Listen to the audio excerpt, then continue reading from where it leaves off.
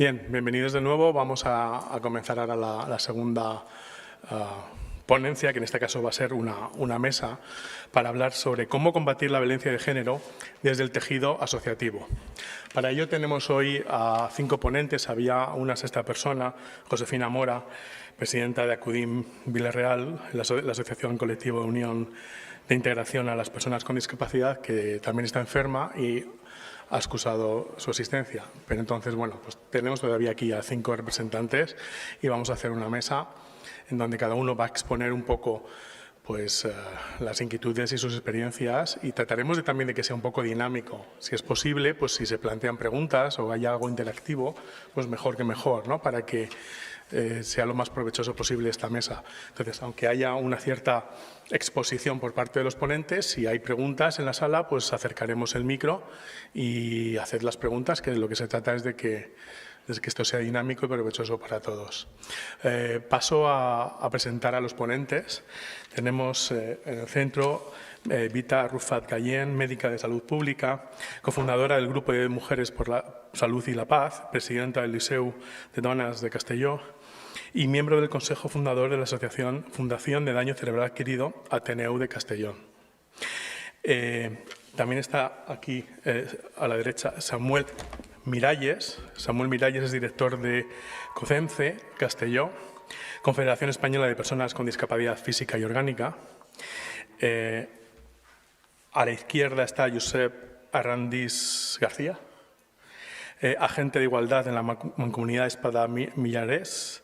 Ha estudiado trabajo social, antropología social, estudios de género y diferentes corrientes terapéuticas. Actualmente está acabando una tesis doctoral sobre violencia contra las mujeres. Aquí a la derecha, Carmen Fabregat, que es licenciada en Psicología, máster en Psicología Clínica y de la Salud y es habilitada y colegiada en el Colegio Oficial de Educadores Sociales de la Comunidad Valenciana desde 2005. Desde 1999 trabaja en el Centro de Rehabilitación e Integración Social de la Cruz Roja de Castellón.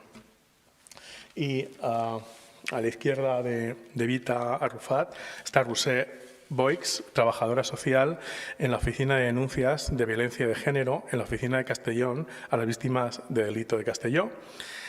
Diplomada en el año 2007 en Trabajo Social por la Universidad de Barcelona y anteriormente era técnico superior en Integración Social y mediadora intercultural acreditada por la Generalitat desde el año 2019.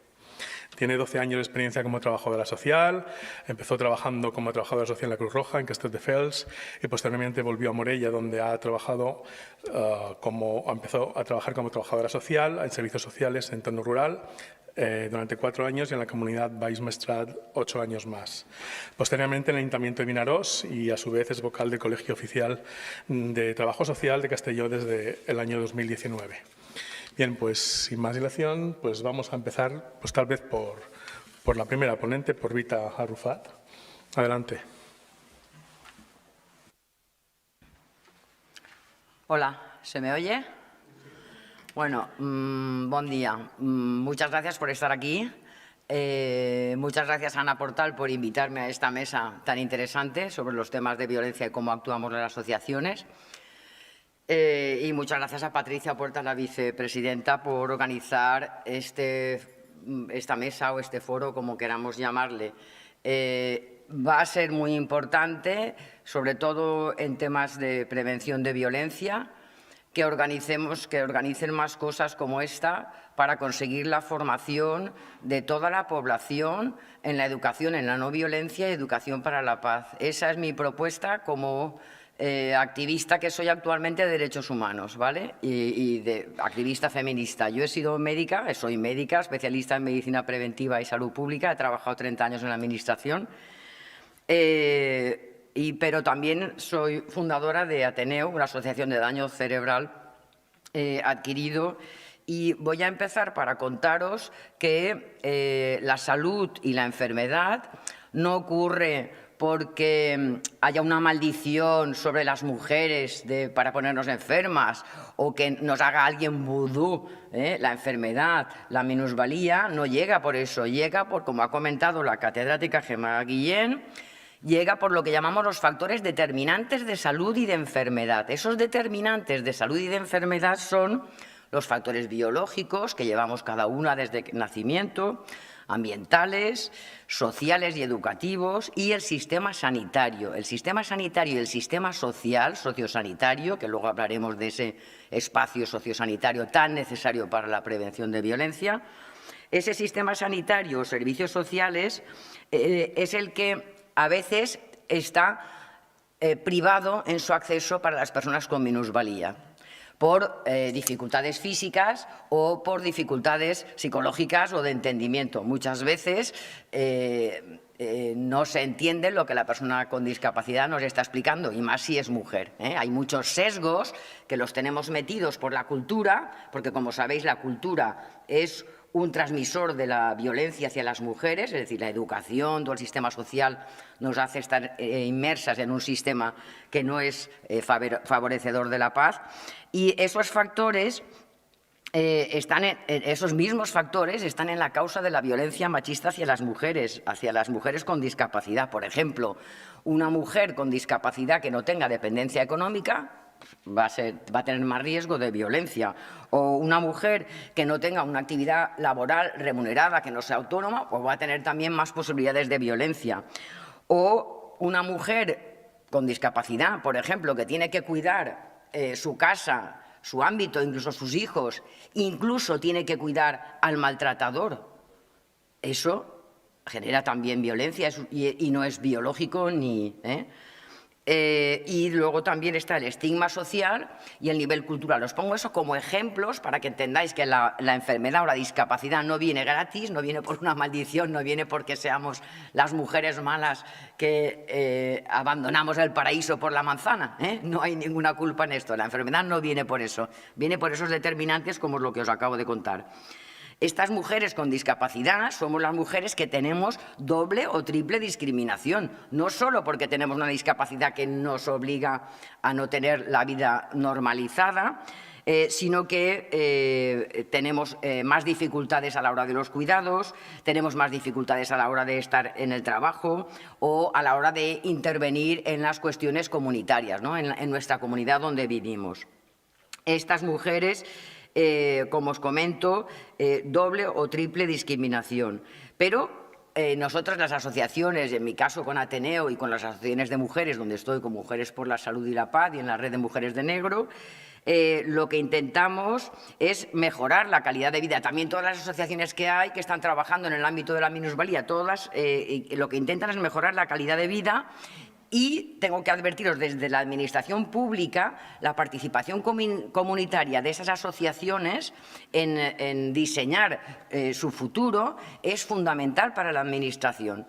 La Administración sanitaria, por ejemplo, que es donde yo trabajo, ya ha puesto en marcha un programa que se llama Mi Salud, Mujeres, Infancia y Hombres y Salud, en el que se intenta formar como agentes de salud comunitaria a las personas de las asociaciones de enfermos o de personas con minusvalía. Es decir, la Administración está intentando dar participación oficial con una serie de programas como son Mi Salud y como otros, como son Paciente Activo o Formando a las Personas Cuidadoras.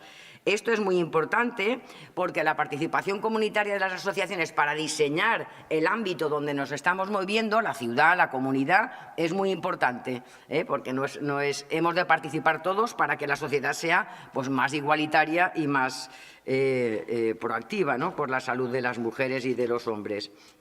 La violencia, yo estoy aquí para hablar un poco de violencia. La violencia es un problema de salud pública, como sabéis todos los que estáis aquí, no solamente por la magnitud de las lesiones que genera, que incluso son muertes, ya sabéis que este año llevamos 38 mujeres asesinadas, sino también por la cantidad de mujeres a las que afecta. Y aquí entramos en las estadísticas, que también las tenéis en Internet y de fácil localización, que en España estamos hablando de que un 25% de las mujeres de España, que viven residentes en España, podrían tener o van a tener violencia a lo largo de su vida. Esta cifra del 20%, si hablamos de Japón, pasa al 40%. La sociedad japonesa es mucho más estricta que la nuestra a la hora de tratar a las mujeres. Pero si hablamos de violencia en mujeres con discapacidad, pues aquí también se llega a un 40%, o sea, el doble de violencia a las mujeres con discapacidad que en la población general, que las mujeres de la población general. Y con el agravante que 7 de cada 10 de estas mujeres no van a denunciar, porque hay problemas concretos que no les van a dejar denunciar, tanto por problemas de movilidad física como problemas de déficit psicológico, etcétera, etcétera. Las mujeres con discapacidad pues tienen más lesiones por violencia que la población general y muchas mujeres son discapacitadas, como ya se ha dicho esta mañana aquí, por lesiones por violencia. La violencia es un problema de salud pública porque produce unas lesiones y esas lesiones las cuantificamos en el sistema sanitario, en un sistema que se llama SIBIO, y ahí cuantificamos todas las lesiones físicas, psíquicas o psicológicas que tiene la mujer, sea mujer de la comunidad, sea mujer maltratada, sea mujer con abuso de drogas, sea la mujer a la que se le detecta desde el centro de salud que hay violencia en su casa. Eso se registra y nuestra ilusión sería que hubiera un registro único de violencia, y aquí van mis peticiones o las incógnitas o los interrogantes que tenemos en este momento en España, que tenemos una buena legislación, pero nos faltan muchos recursos para que esa legislación sea de verdad igualitaria para disminuir la violencia. Ese registro de SIBIO que os comentaba tendría que estar, pienso yo, no tendría que estar combinado con el Biogen, con el registro que tiene la Guardia Civil o la gente en justicia, porque claro, todas las mujeres que acuden por lesiones por violencia a un centro de acogida, centro de 24 horas, un centro mujer, a donde sea, centro de salud, todas estas mujeres tienen un médico de cabecera.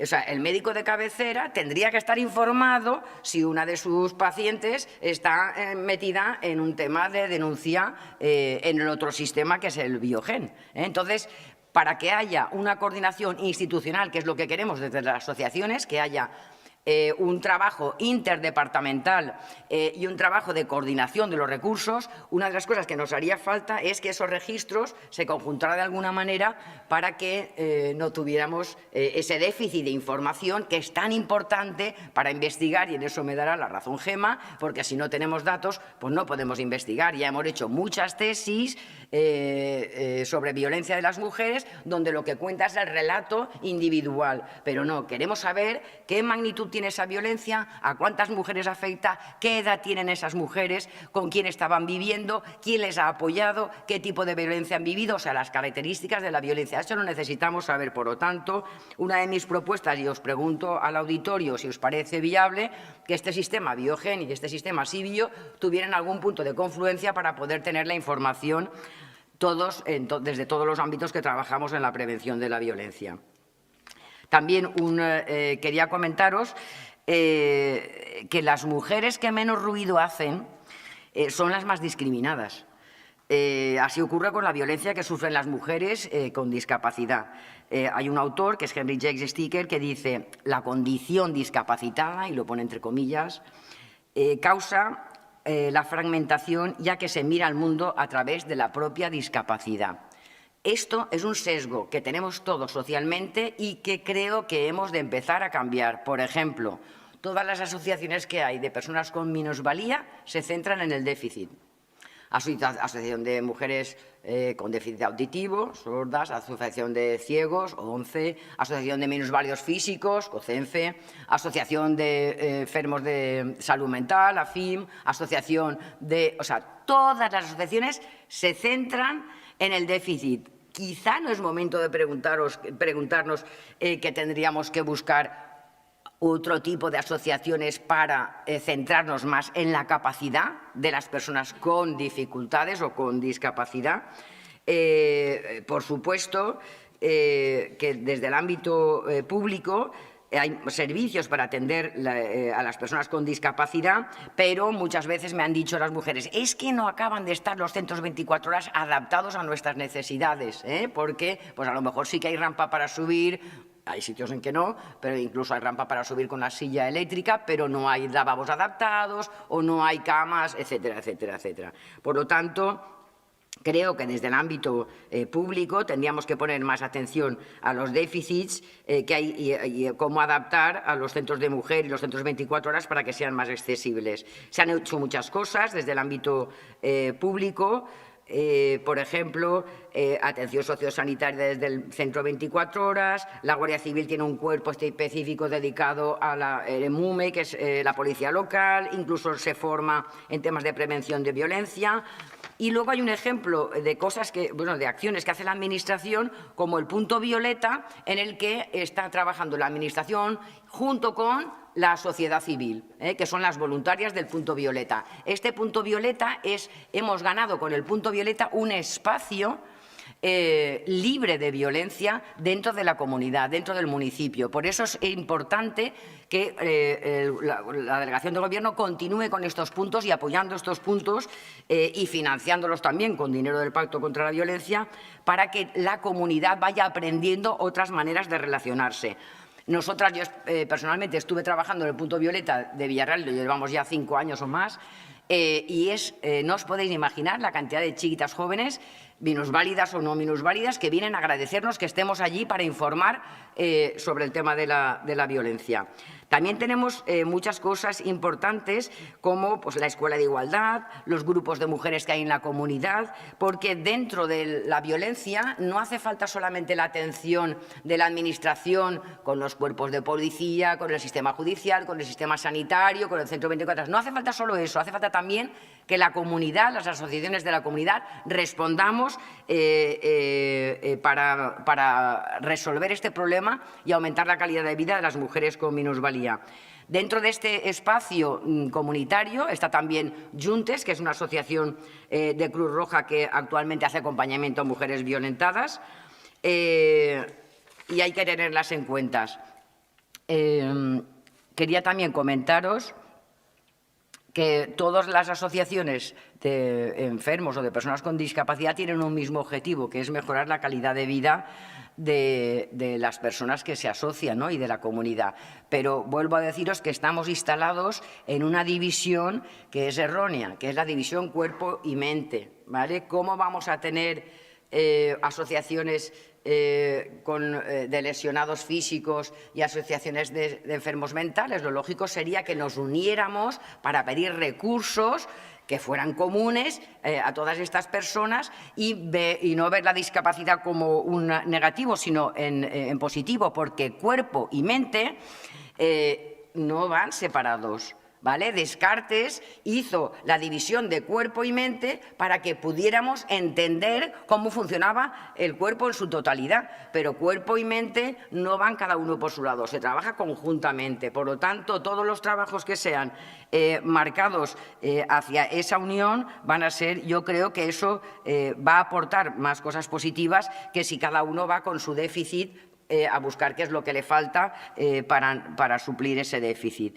Yo, por lo tanto, como médica, como sanitaria y como epidemióloga de toda la vida, tengo que recordaros que hay un libro que es la Clasificación Internacional del Funcionamiento a Discapacidad y de la Salud, que se llama la CIF de la OMS, que aquí no la hemos aplicado. Esta clasificación está usándose en todo el mundo para valorar a las personas con discapacidad, pero no por el déficit físico solamente, sino que acoge a todos los órganos, a todos los aparatos, a si tiene apoyo o no tiene apoyo, a las interacciones comunitarias. Por lo tanto, yo recordaría que la Administración, para valorar la dependencia, para valorar a la gente con discapacidad, tendría que utilizar este material, que aquí no se le ha dado difusión porque llegó en un momento en que no estaba un partido en el poder que apoyaba estas iniciativas. Por lo tanto, quiero decir públicamente que hace falta trabajar con esta clasificación, que es la que nos permitiría compararnos con otros estados y otros países que también la utilizan y ver cuál es realmente la incidencia de esa discapacidad. Todas sabéis que hay más discapacidad en mujeres que en hombres, pero las presidencias y los cargos directivos de las asociaciones con minusvalías pues suelen tenerlas los hombres, O sea, ahí todavía no hay paridad en el campo de la discapacidad. Y mi pregunta es, ¿qué tienen en común una mujer con déficit auditivo, una enferma por depresión y una mujer con daño cerebral? Pues común a todas es la violencia que reciben, tanto estructural como ambiental, como familiar. Por lo tanto, la violencia por la discriminación estructural, además de las violencias de pareja o de compañero íntimo, es lo que vamos a encontrar en estos colectivos que tienen déficits, pero por eso hemos de trabajar conjuntamente para abordar la violencia. Por eso, la Generalitat ha pedido que todas las asociaciones de enfermos y de personas con discapacidad hagan un plan de igualdad. ¿Para qué? Para ver cómo se está la situación de las mujeres en esa asociación. Y os recuerdo que es de obligado cumplimiento. Además de esta discriminación estructural, ya si miráis el informe del Defensor del Pueblo 2021, habla claramente de esa discriminación estructural, por la misma estructura social que tenemos. Voy a recordaros una fecha, en junio del 75, la Asamblea General de ONU se adopta la Declaración de Derechos Humanos de las Personas con Discapacidad. El reto va a ser ahora, Chimo y los compañeros de las asociaciones que estáis por aquí, que en 2025 se cumplirán 50 años de esta declaración. Es un momento estupendo para evaluar cómo estamos y cómo en este momento respecto al año 75. Otra de las cosas que podemos hacer y debemos hacer desde la comunidad y desde las asociaciones es intentar que las masculinidades tóxicas desaparezcan de nuestro ámbito. Es decir, educación no solamente a las mujeres, sino también a los hombres, que son los que generan esa violencia. Eso es un trabajo conjunto de hombres y de mujeres y que hay que hacerlo porque si no eso genera más malestar en la sociedad. Y otro punto que quería comentaros era las cuidadoras. En este momento tenemos las personas, mujeres con discapacidad, son a su vez son cuidadas y a su vez son cuidadoras. Entonces, formales o informales, remuneradas o no remuneradas. Entonces, me gustaría que reflexionarais sobre las condiciones laborales de estas cuidadoras, si eso puede generar o no violencia. Porque a lo mejor le tenemos la culpa a la cuidadora y es que el sistema no está preparado ni ha formado a esta mujer para atender.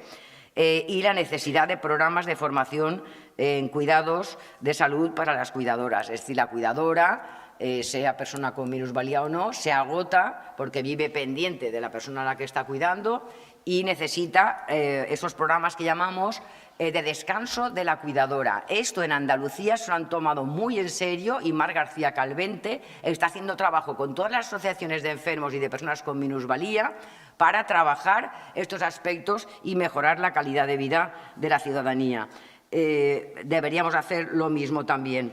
También tenemos desde las asociaciones, afortunadamente, CERMI Mujeres tiene un espacio dedicado a todo el tema de minusvalías y es de agradecer que CERMI se haya preocupado por esto.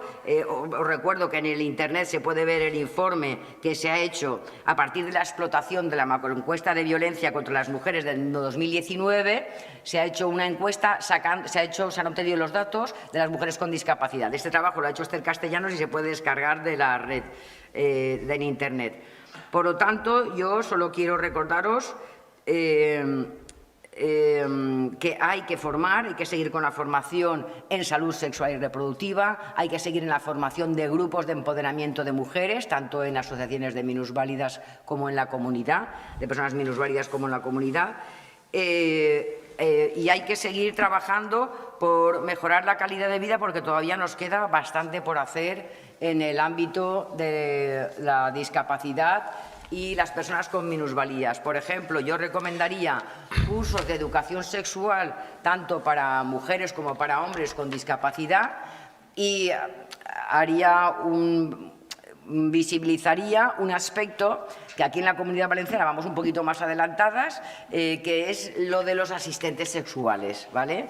Asistentes sexuales para las personas con discapacidad hombres más o menos existen, pero para las mujeres no. Solamente tenemos experiencia del CERMI, COCENFE, que trabajó en la Comunidad Valenciana este aspecto, pero en este momento yo no sé si está funcionando.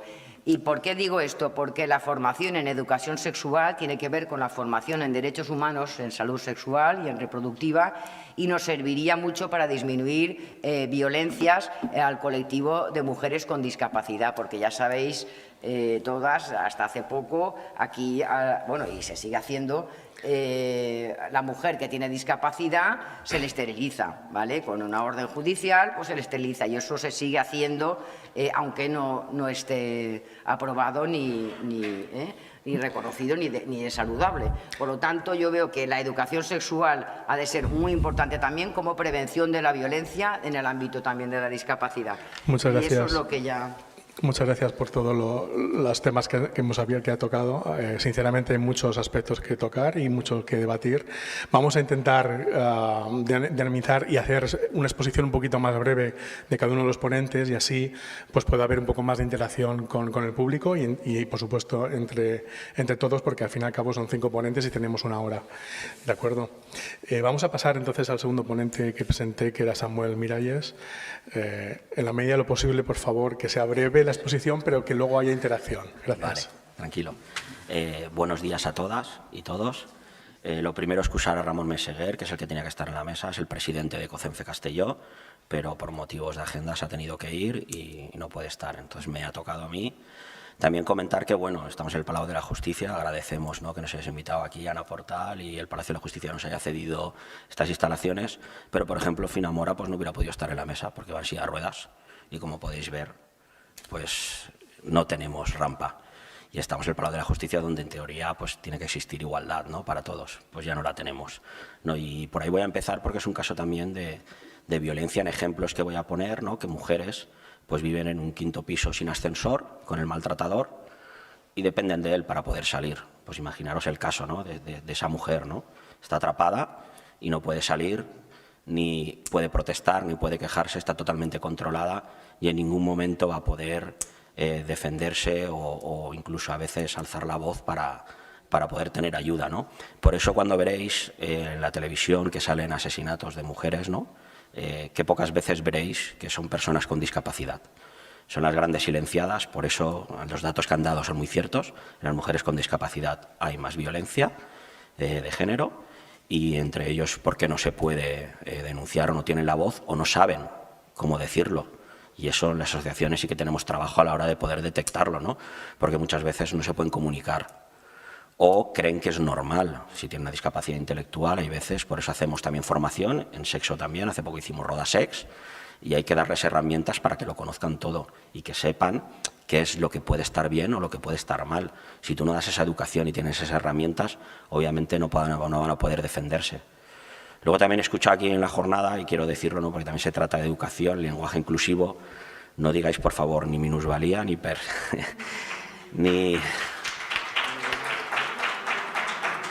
ni discapacitada o discapacitado. Somos personas con discapacidad, ¿vale? Entonces, creo que debemos de erradicar ya ese lenguaje. En la Constitución hace poquito lo hemos cambiado, ya no nos llaman tullidos ni subnormales, sino personas con discapacidad. Y creo que tenemos que decirlo. Y no nos gusta tampoco que digan la palabra diversidad funcional. Yo siempre pongo un ejemplo que lo ponía en el anterior presidente, que cuando una persona de color, ¿no?, la veis por la calle, a nadie se le ocurre decir diversidad cromática, ¿vale? Pues lo mismo a nosotros nos pasa. Nosotros queremos que nos digan personas con discapacidad, porque si quitas la palabra, quitas el problema. Y es muy importante para nosotros que se acentúe, ¿no?, la palabra, que se diga lo que es. Yo tengo discapacidad, ¿verdad? Y no me veis, si no lo digo no lo sabríais. Bueno, yo tengo esclerosis múltiple, entonces, y es una enfermedad más de mujeres. Luego también se ha tocado el tema económico, ¿no?, y en este caso pues voy a hablar de él. De cada 10 personas con discapacidad, 7 no trabajan, por lo tanto no tienen ingresos. Y están las famosas ayudas, pero si estamos hablando de 400 y pico euros, pues como entenderéis, si hablamos de mujer y depende del maltratador, pues más violencia. Al final esto es una cadena que empieza a rodar y existe, pues que acaba teniendo una discapacidad. La discapacidad al final acaba el tema mental, porque la acaba afectando a las emociones y a la psicología, y acaba teniendo más problemas y al final el círculo vicioso se hace más grande y esto pues genera también violencia porque se siente atrapada a la persona, que en este caso es el maltratador. Tampoco voy a añadir mucho más. Y he dicho todo con todo respeto del mundo, ¿vale?, lo de las palabras, pero creo que es importante también hacer esta educación para que las personas las utilicemos cada vez más. No tengo nada más que decir.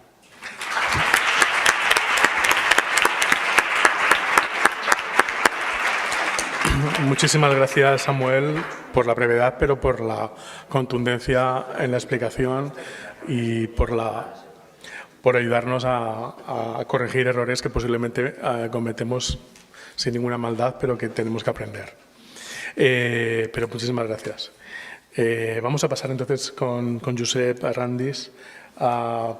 Nos va a poner una pequeña presentación PowerPoint con fotos y con cosas que quiere comentar. Muchas gracias. Vale. Hola, ¿se me sent, no? Sí. Vale, bueno, pues me uno a las gracias del resto de la mesa, a la Diputación y a la Cátedra de Bienestar Emocional y Psicológico. Y bueno, yo os vengo a contar más que nada las experiencias que estamos realizando desde la Mancomunidad Espadán-Mijares. Sí que antes y por el tema que nos trae y también en relación con lo que ha dicho Vita, me ha pasado por la cabeza que fue una compañera de trabajo y un referente en temas de discapacidad, mujeres y violencia, como es Soledad Arnau Ripollès, con quien estuve trabajando en la Universidad Jaume I. Entonces también pues, por el tema de las asistentes sexuales creo que ya lo estuvo trabajando muchísimo y bueno, pues quería recordarla también porque me ha pasado por la cabeza. Dicho esto, sí que voy directamente al grano a explicar un poquito qué es lo que estamos haciendo en la Mancomunidad Espadán-Mijares en temas de violencia. Básicamente, iniciamos dos líneas de trabajo, una desde la promoción de la igualdad y lo que era la prevención de violencias, y en este punto tenemos diferentes enfoques que sobre todo queremos hacer desde lo que es la promoción del bienestar, por una parte, lo que es la prevención secundaria de violencias y luego lo que es la atención directa y también lo que es la investigación. ¿Vale? Nos hemos centrado en esta serie de puntos. Dentro de lo que es la prevención secundaria, lo que decimos en ciencias sociales, prevención secundaria, empezamos a trabajar, bueno, en todos los temas empezamos a trabajar, y de aquí yo también creo el éxito que hemos tenido, que fue hablando con la población de los diferentes 15 pueblos que conforman la mancomunidad en qué estaban interesados, qué es lo que querían que hiciéramos, qué les interesaba para mejorar su vida, pero también en relación a lo que era la prevención de violencias. De aquí, aunque nosotros tuviéramos una idea concreta de en qué nos gustaría trabajar, sí que nos llegaron toda una serie de temas. Dentro de esta serie de temas surgió, por ejemplo, de los puntos violeta. Y a partir de esto, y también después de haber trabajado yo en Cataluña en lo que era un plan, lo que era protocolos en ocio nocturno, en lo que es la prevención de violencias, se inició lo que era un plan general de prevención de violencias, dentro del cual hay un protocolo de atención en espacios públicos de ocio. Por las características de los municipios, más que puntos violeta, empezamos también a trabajar en grupos violetas, que se llegaron a hacer pues, alrededor de unos 7 pueblos. Voy poniendo imágenes de lo que vamos haciendo, pero sobre todo la idea, más que en lo que es la atención directa, que sí que se hizo formación para ello, era crear sensibilización, es decir, que aquellas personas dentro de los grupos que llevaran un brazalete sintieran también el peso simbólico de lo que significa estar actuando para erradicar diferentes tipos de violencias. Y también dentro de esto el poder hacer lo que era formación y el intentar formar cuanta más gente de los municipios o vinculados a ellos, muchísimo mejor. Esto fue una de las líneas de actuación que emprendimos y que tuvo bastante éxito porque sí que llegamos alrededor de unas 100 personas que estuvieron de voluntarias, teniendo en cuenta que la población de la mancomunidad supera los 3.000 habitantes y poco, y estamos hablando de municipios con 20, 25 habitantes, el más grande es Ribesalbes con 1.000 y pico, no llegará a los 1.500, pero tampoco lo sé, pero por ahí. Entonces, un poquito también pues, para saber de la repercusión que pudo tener. Otra parte, pues dentro de este plan, también fue trabajar en lo que era la prevención de violencia en la infancia, empezar a socializar en otros tipos o en otros modelos de comunicación y sobre todo en los modelos de comunicación no violenta. Para eso también me basé en lo que son metodologías propias que a lo largo de los años de estar trabajando con estos he ido desarrollando. En cierta manera es adaptarlo a aquello que me gusta, con lo cual pues me muevo muchísimo mejor y pongo aquí también, ¿no?, una foto que, por ejemplo, es esta imagen de este lado que realizamos, bueno, estamos realizando en colegios, también formando desde una perspectiva más ecológica tanto al profesorado, con los AMPAs, o con los pocos AMPAs que hay, mejor dicho, y con los niños y niñas que están en los colegios. Esta metodología, lo que he dicho, se basa por una parte en metodologías anteriores, como es la de la comunicación no violenta de Marshall Rosenberg, pero también en lo que es la resolución de conflictos, pues bueno, dentro de lo que ya he explicado de investigación, que a lo largo de 20 años he ido desarrollando, pero también en lo que es investigación de lo que es la violencia contra las mujeres y ver de qué manera, sobre todo, se adapta al lenguaje de la infancia. pasando, otra de las líneas y otro de los enfoques, como ya he dicho, es el de la promoción del bienestar. Y aquí también me basé, además de en lo que la gente de los pueblos nos dijeron que querían, también hablando con los centros sanitarios y a partir de ahí, pues saber que más del 30% de la población está diagnosticado con problemas de salud mental. Y dentro de este 30% de la población en general, la gran mayoría son mujeres, con lo cual superan este 30%. A partir de aquí se inició pues, toda una línea en la que pues, a partir de charlas, de talleres de crecimiento personal o sobre risoterapia, se empezó a trabajar pues, lo que es el bienestar, junto con la autoestima o la autoconciencia, es decir, diferentes temas. Además de esto, también fuimos yendo por lo que son las unidades de promoción de la autonomía personal, conocidas anteriormente como RESPIR, en los cuales hay gente mayor y también para poderles dar voz y también, en cierta manera, porque una de las cosas que se nos dijo era el poder nutrirse porque por su edad y por sus características no habían llegado nunca a nutrirse personalmente y se encontraban en las edades que tenían, pues a partir sobre todo de los 65 años, con muchos problemas que ellas creían que se podrían haber solucionado si hubieran tenido otra perspectiva de vida.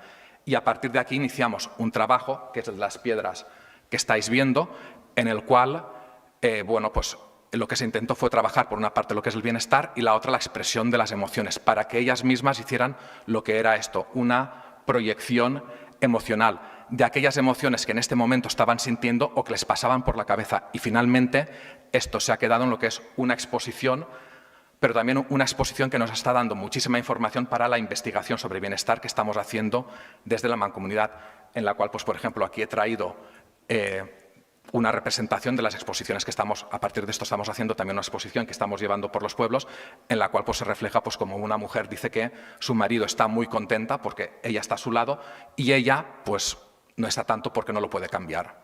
¿Vale? Entonces, a partir también de todo esto, vamos trabajando. Después contar esto también de qué manera sirve para lo que es la prevención de violencias.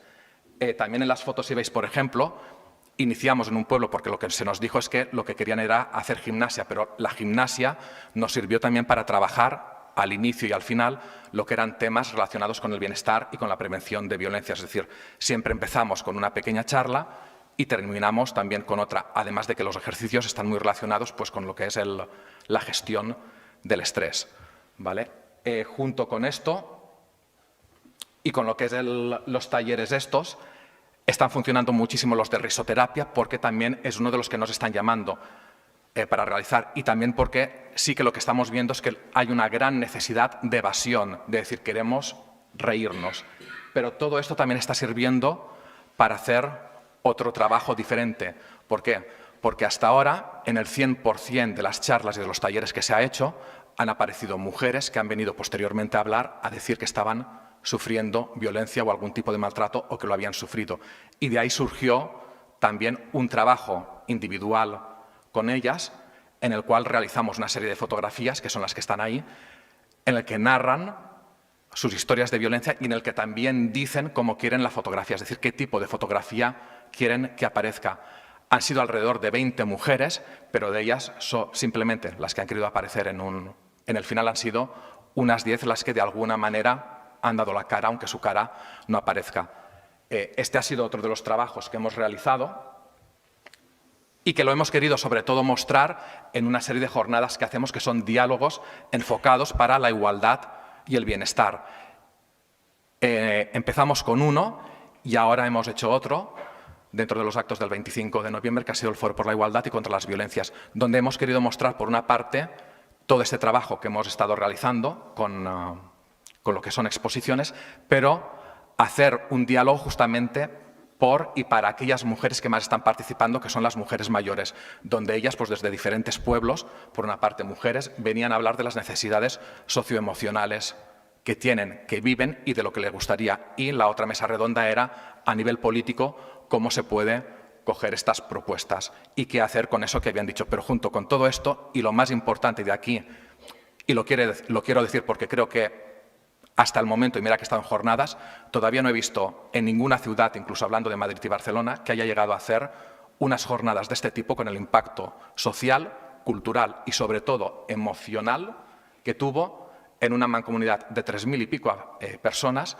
a la cual asistieron más de 100 mujeres, y cuando digo emocional es porque las 20 mujeres a las cuales les fuimos a hacer fotografías estaban presentes, otras mujeres que no quisieron salir estaban presentes, mujeres que hablan, como en las piedras estos que pintamos de soledad, estaban presentes, porque habían mujeres que en las primeras jornadas fue imposible, es decir, no hubo ninguna en la mesa porque ninguna quiso, pero después de trabajar con las asociaciones, con grupos de mujeres, ir pueblo por pueblo y hasta, por decirlo metafóricamente, llamar a la puerta, quisieron estar y querían estar en las mesas para hablar y contar lo que les pasaba, estuvieron presentes. Entonces, lo que hicimos fue, por una parte, mostrar esta exposición de las piedras, la exposición de las fotografías de mujeres que habían sufrido violencia, otra que fue una exposición teatralizada en la cual un grupo de 7 personas teatralizó diferentes escenas que formaban parte de una exposición que hacía referencia a los más de 20 años que yo he estado trabajando en atención a mujeres que han sufrido violencia, y en el cual habían diferentes escenas, y después de la teatralización era lo que se quedaba, pero también el impacto emocional que pudo tener era que entre estas mujeres también habían mujeres que habían sufrido violencia y que decidieron hacer la teatralización. Todo esto desde el anonimato, pero estuvieron allí presentes. Junto a esto, otros grupos, alguno que no funcionó, como por ejemplo el de los puntos violeta o algún otro de crecimiento personal, que habían dicho de poder hacer allí una reunión, pero luego no se pudo hacer, entre otras cosas por el tiempo y también por la falta de gente en concreto que estaba dentro de estos grupos y que coincidió también con fiestas de otros pueblos. Pero junto con esto también realizamos una de las otras acciones, fue dibujos de niños que habían hecho en las escuelas sobre qué color y qué forma tiene la violencia. Esto, justamente el viernes de la semana pasada, cuando se realizó en un pueblo, hizo que un niño tuviera una crisis de ansiedad y en el cual apareció la violencia que estaba sufriendo su madre. Además de todo esto, y ya por ir cerrando, bueno, aquí voy pasando alguna de las fotos, ¿vale?, de cómo lo fuimos realizando. Y ya para terminar, bueno, sí, también decir que por la tarde pues, le quisimos dar otro tipo de contenido también pues, para que acudiera otra gente que a lo mejor no estuviera. Hicimos una obra de teatro, la de Pasos Lleugers, Pasos Ligeros, de, no me acuerdo muy bien el nombre, Dacia Mairani, una autora italiana, que es sobre textos de mujeres que han sufrido violencia. Era, en cierta manera, por redondear todo el día que terminó, y ya que se realizó en Tales, pues con lo que son los dolçainers y tabalers, y la lectura de un manifiesto que también leyeron las mujeres, algunas de las mujeres que habían acudido. Junto con todo esto, y también por el impacto que tuvo, sí que mostraros las fotografías, ¿vale?, desde mujeres que no han sufrido violencia directamente mientras estaban en la relación de pareja, pero el acoso en las calles que tienen, o alguna que ha fallecido y que simplemente le dijo a alguna amiga lo que le había pasado y cómo ésta sigue con el recuerdo, agresiones sexuales de una mujer que siendo niña pues sufrió agresiones sexuales en un ascensor y todavía no ha conseguido después de unos 50 años subir a un ascensor, otra que fue violada por la que fue su pareja durante el matrimonio y que durante años estuvo odiando a uno de sus hijos hasta que comprendió lo que le estaba pasando, mujeres anuladas, otras dentro del ámbito familiar, como cortando las cuerdas que la unían a la familia. En este caso es una mujer que le provocaron un aborto en los 3 meses, se casó estando embarazada, y en el viaje de novios le provocaron un aborto, pero además, posteriormente, hubo maltrato a los otros hijos, encadenándolos mientras ella estaba hospitalizada por problemas de salud mental y diciéndoselo a su madre para que le causara más dolor. Y otra, por ejemplo, pues violaciones por lo que fue un maestro de escuela. En este caso, el anonimato fue total y no llegamos ni a poner, porque en las historias que poníamos sí que poníamos los nombres de los pueblos, pero, por ejemplo, en este caso no quiso ni que pusiéramos el nombre del municipio. Y terminamos con esta, que es el relato de muchísimas de las mujeres que, diciendo inicialmente que sí, después de hacer el trabajo de quedar, ir a hablar, mirar cómo se podían hacer las fotografías, viendo que serían anónimas, finalmente, y después de bastantes viajes, no querían. Entonces era como el decir, me parece muy interesante, pero no estoy preparada ni para que desde el anonimato salga. Y también poner, y ya termino con esto, otro de los trabajos que estamos haciendo también es visibilizar el trabajo que hacemos aquellos profesionales que estamos a diario pues trabajando lo que es la violencia.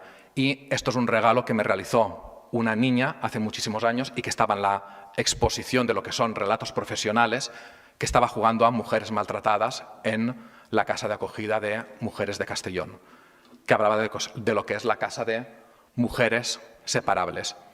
Y para mí tiene muchísimo valor, además de por lo que está diciendo, también para ver de qué manera se contagia todo aquello en lo que estamos y también se contagia la violencia.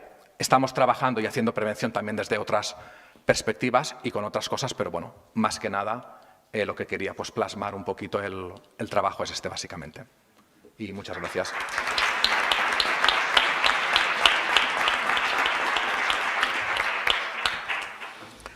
Muchas gracias, Josep.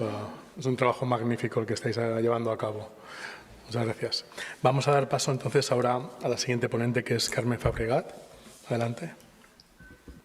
Hola, buenas tardes ya, casi.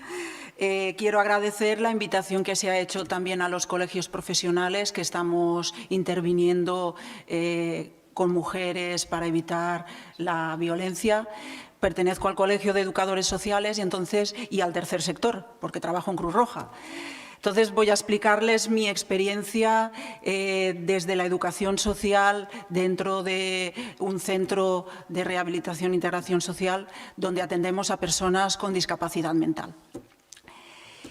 ¿Cómo les acompañamos en ese proceso de fortalecerlas, de convertir esas debilidades cada vez que vayan siendo menores para que las fortalezas sean mayores aún?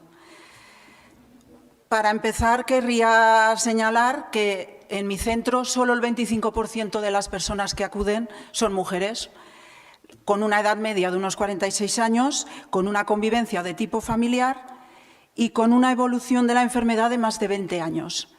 ¿Qué quiere decir? ¿Que la enfermedad mental la sufren más hombres? No.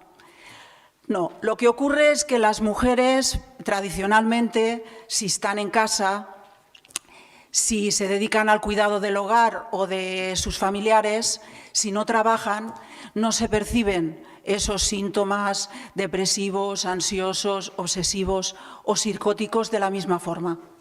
¿De acuerdo? Entonces pasan desapercibidos o se concentran en su entorno familiar y allí se camuflan. Y por tanto es más difícil que puedan solicitar ayuda porque son funcionales. Tienen sus arrebatos, pero luego siguen cuidando y siguen haciendo sus tareas, más bien o más mal, más lentamente, lo que sea. Entonces, por eso llega menos cantidad de mujeres. En el caso, a mi centro. Ha cambiado, pero claro, desde que empezamos en 1999, esa media de edad que tenemos es gente que estaba en casa, que no ha podido, la mayoría de ellas no han entrado en el mundo laboral. Por tanto, ya tienen dos formas de aislamiento, que es el económico y el emocional, porque dependen de sus familias, de su entorno, para sobrevivir. Lo que estamos intentando en el centro es sensibilizar sobre la enfermedad mental y las mujeres con enfermedad mental para que no se produzcan esos tipos de violencia. Como ha comentado una compañera, en Cruz Roja en general se trabaja siempre el tema de la vulnerabilidad y tenemos un programa que es el de Juntes y luego a nivel con los hombres también se trabaja en las prisiones el tema de la violencia machista. En mi centro se han realizado dos tipos de talleres, uno orientado a mujeres y otro a hombres. En el taller orientado a mujeres, que se llamaba Quiérete, lo que se intentaba era recuperar la autoestima, el quererse su cuerpo, sobre todo porque es lo que se ve. Intentaban ser invisibles. Entonces, tú vas aseada y ya está, ya no se necesita nada más, porque la mayoría de ellas, muchas no han sido ni madres, con que estés al cuidado no hace falta que te arregles más ni que te compres ropa, tampoco cómo vas a ir a la peluquería, ¿para qué necesitas todo eso? Si no vas a ningún sitio, ¿entendéis? Todas esa serie de cosas. Entonces, además, la enfermedad suele empezar en un momento en el que tu cuerpo cambia. Tú tienes un cuerpo de jovencita y de repente te conviertes a mujer y encima con una enfermedad con la que hay una medicación, con la que tu cuerpo sufre unas alteraciones muy importantes. Entonces, ¿qué pasa? Pues no te vas gustando. Lo primero que hicimos fue un blog con trucos, consejos que ellas mismas compartían, asesoradas con una esteticien, sobre todas aquellas dudas que tenían de menstruación, belleza, productos, tipos de ropa. Suelen tener un tallaje grande. Entonces, es que estoy gorda, es que intentan disimular, no me quiero poner en la foto porque no estoy bien. Claro, haces salidas, intentas sensibilizar, intentas que te conozcan. Si no quieres estar ahí delante, vas a ponerte atrás. Y cada vez vas a estar más aislada. Solo con la gente que tú crees que te comprende. Funcionó muy bien, compartían dudas de todo tipo que para nosotros a lo mejor pueden ser muy básicas, pero que tú nunca has podido preguntarle. La mayoría venían de familias con madres mayores. Entonces, dudas de tipo sexual, de tipo de cuidados, de por qué esto me pasa así, por qué me pasa así, cosas que no han podido consultar o no han encontrado el foro. Entonces, aquel era un espacio seguro, asesorados por una esteticien en este caso, pero que era TIS también. ¿Qué les podía decir? Pues mira, esto es lo normal, una mujer le pasa esto, a todas las mujeres les pasa esto no tiene que ver con esto, ni con lo otro. No tienes por qué, no voy a la playa porque tengo la regla, no me ducho porque no tengo la regla. En principio, ¿entendéis? Son todas esas falsas, estoy incómoda, no me pongo esta ropa que me gusta porque se marca, todo eso. La segunda actividad que realizamos fue un book de fotos. Muchas de ellas no se hacen ningún tipo de foto porque no se gustan. Entonces venían con la ropa que a ella les gustaba, se hacían la foto, se ponía un título a esa foto y se veían en las fotos. Ostras, pues estaba sonriente. Uy, pues eso me sienta muy bien. Uy, pues tal. Les decían, las modelos se tiran 3.000 fotos para estar bien. Todo es cuestión del posado y de tal. No asociemos esto a una imagen corporal negativa, porque esa imagen corporal negativa mina mi autoestima. Y cuando mina mi autoestima estoy perdiendo poder. Entonces me tengo que empoderar. Me visto como quiero, voy donde quiero, hago lo que quiero y no que sea mi baja aceptación la que haga que rechace actividades porque no me siento segura. Porque me van a ver, me van a mirar y si pasa esto y si pasa lo otro. Y otra actividad que realizamos que soy mujer más que ama de casa. Entonces se les enseñaba técnicas asertivas para conseguir que en casa hubiera un reparto más equitativo de las tareas del hogar en base, a pesar de que yo no trabaje, yo también necesito mi tiempo para mí, habían perdido el tiempo para mimarse, para quedar a tomar el café con quien quiera, para irme a la peluquería aunque esté 3 horas, para irme a ver una obra de teatro tal. Y que hubiera un equilibrio en los roles familiares. Yo soy cuidadora, pero vamos a intentar que no las 24 horas del día. Soy hermana, pero también soy hija, pero también puedo ser madre. Entonces, que si hubiera ahí un equilibrio. Hay cosas que me corresponden a este rol, otras que son de otras que son compartidas, otras para encontrar su espacio, su tiempo para ellas. Todo ello a partir del uso de autoinstrucciones positivas, cambiar mensajes, que los mensajes que ellas mismas, nosotras somos a veces nuestras propias jueces más severas. Entonces intentábamos cambiar esos mensajes, esas autoinstrucciones. También trabajamos mucho el control de la ansiedad con la comida, porque muchas de las La comida servía como un refuerzo y a veces como una forma de conseguir placer y como una forma de sentirme más querida, más valorada, las grandes comilonas familiares, las grandes... una mujer tiene que tener mucha curva, una no sé cuánto, todos esos falsos mitos... Olvidaros, una mujer no tiene por qué saber cocinar, no tiene por qué saber tal, no tienes por qué probar todas las comidas que haces, no tienes que... Entonces, trabajábamos en eso y que siempre hubieran unos mínimos aún en momentos de depresión, ¿vale? Fuera el chándal si no hay actividad deportiva, fuera ir cómoda a todos los sitios, lavarse la cara y salir a la calle si mi punto fuerte son los labios, con los labios pintados, aunque esté por dentro hecha una mierda, pero esa imagen que me devuelve el espejo hace que yo cambie el chip y al mismo tiempo mi imagen se va modificando y así, es como un pescado. En la enfermedad mental es que en las personas que sufren enfermedad mental, bueno, como todo el mundo, si una cosa te va minando y no la rompes, ese pescadilla va comiéndote la cola todo el rato y aún se empeora más. Por eso intentamos cortar esos momentos con mensajes positivos y demás. Y con los hombres se trabajó un taller de nuevas masculinidades. Desgraciadamente, ellos también, por educación, han recibido una serie de mensajes negativos que se han agravado con la enfermedad mental. ¿De acuerdo? Porque tú tienes que llevar tu familia adelante, tú tienes que ser más fuerte, tienes que defenderte, ellas necesitan que las cuides.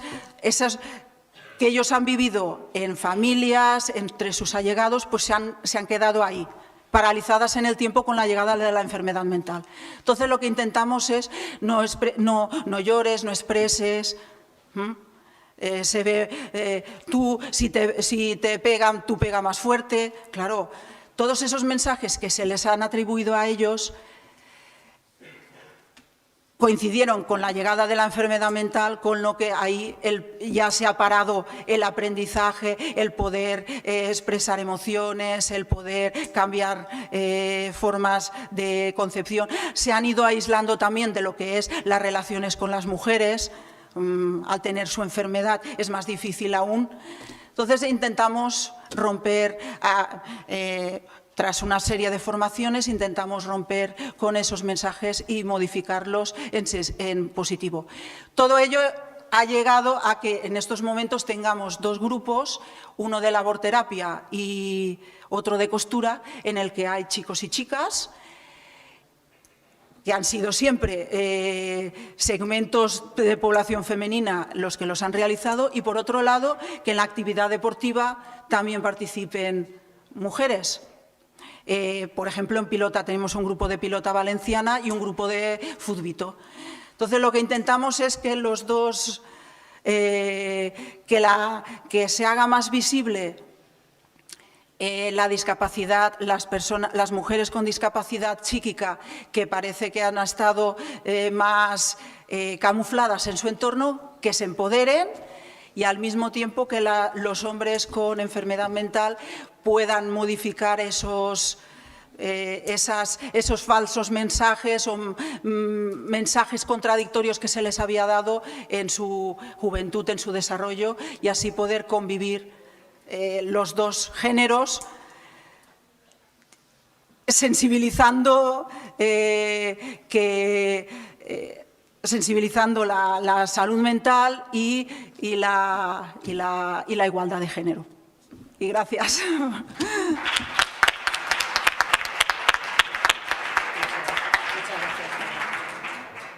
Parece que si eso no se ha grabado, voy a empezar con el pero sobre todo Maite Gallego es una activista social por los derechos humanos de las personas con discapacidad, en particular con las mujeres y niñas con discapacidad. Y de ahí que, aunque sea a esta velocidad, hayas hecho ese enorme esfuerzo que tanto te agradecemos, Maite. Os prometo que otra vez vengo más despacio y os cuento todo mejor, porque hemos tenido que quitar vídeos y todo de la presentación para poder ir más rápido.